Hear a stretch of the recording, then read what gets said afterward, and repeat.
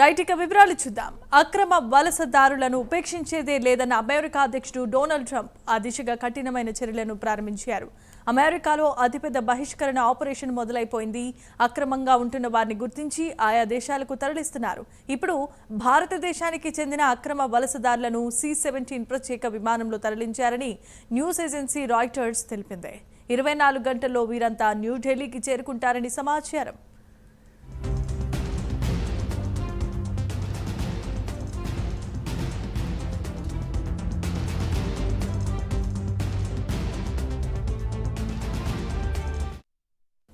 యుఎస్లో సరైన ధృవపత్రాలు లేకుండా భారత్కు చెందిన వలసదారులు 7,25,000 మంది ఉన్నట్లుగా తెలుస్తోంది. వీరిలో 18,000 మందిని భారత్కు తరలించేందుకు అమెరికా ప్రభుత్వం జాబితాను రూపొందించింది.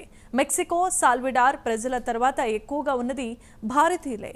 ఒక్కొక్క వలసదారుడిని తరలించేందుకు అమెరికాకు భారీ ఖర్చు అవుతోంది. ఎంత ఖర్చైనా పర్వాలేదు, కానీ అక్రమ వలసదారులను ఉండనియొద్దంటూ అధ్యక్షుడు డొనాల్డ్ ట్రంప్ ఆదేశించారు.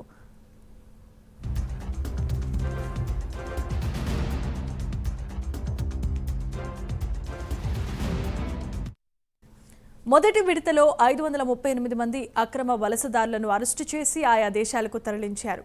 L Paso, Texas, San Diego, కాలిఫోర్నియాలో ఉన్న 5,000 మంది అక్రమ వలసదారులను ఆయా దేశాలకు తరలించేందుకు అమెరికా సిద్ధమైంది.